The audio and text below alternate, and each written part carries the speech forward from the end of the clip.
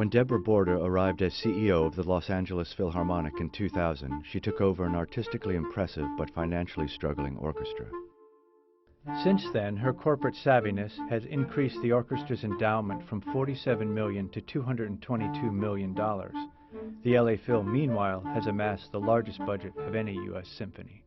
She furthered the orchestra's artistic growth by bringing in Venezuelan musical sensation Gustavo Dudamel, who is being courted by other symphonies. Gustavo Dudamel is the future of music. When we first saw him, we knew he was truly remarkable. And you know, the Germans have a word for this, which I can't pronounce, so I'll explain the concept, which is a once-in-a-100-year talent.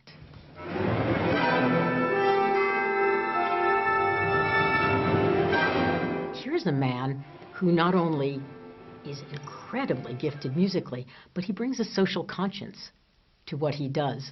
But I have to say, if we go back and examine why we were so lucky to get him, it has to do with pure, raw musical genius. The conductor has been praised by both critics and fans. Borda has continued Ernest Fleischmann's musical inventiveness by commissioning many new works, and by featuring styles ranging from minimalism to the avant-garde in the orchestra's Green Umbrella series. The world is changing, music is changing, and our goal is really to be an orchestra of the 21st century, maybe even the 22nd century. And to do that, it's critical to bring in new audiences. How do we do that? I think it's by presenting a spectrum of music. It's by not being afraid of the new, both new music and new ways of reaching people. But if we don't take on that challenge, I worry about the future of music. What I don't worry about is I think if there's a place in the United States and an orchestra that can invent the orchestra and the symphony of the 21st century and make music safe 100 years from now, the pioneering work is being done right here in LA and by the LA Phil.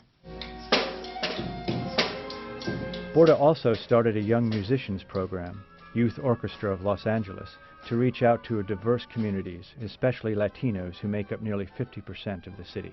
We started YOLA over a year before Gustavo started as music director. The board looked at it very carefully.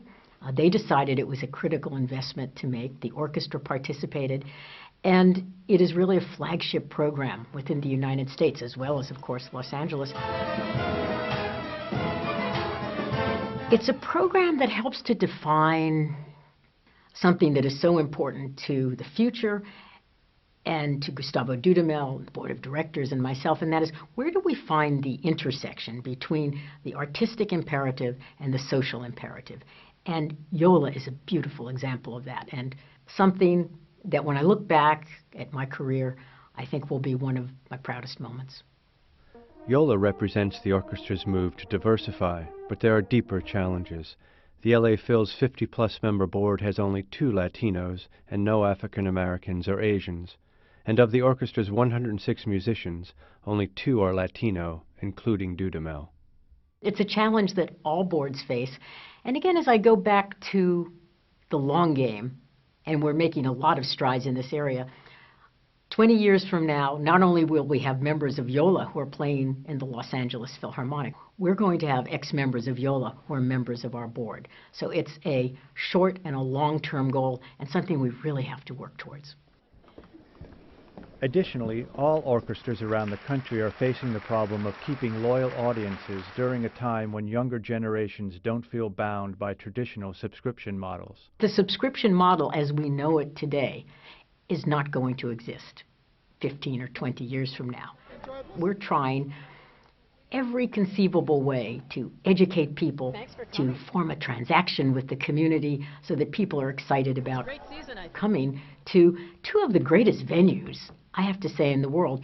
What better concert hall than Walt Disney Concert Hall? What more iconic hall, beautiful on the outside, perfect acoustics on the inside, and the Hollywood Bowl. My goodness, any orchestra would be lucky to have that. And our community is really just so fortunate to have this asset. So it's critical.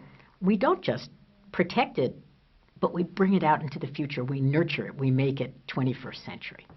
As head of one of the country's most innovative and successful orchestras, Borda's legacy will in part be shaped by how she handles those challenges.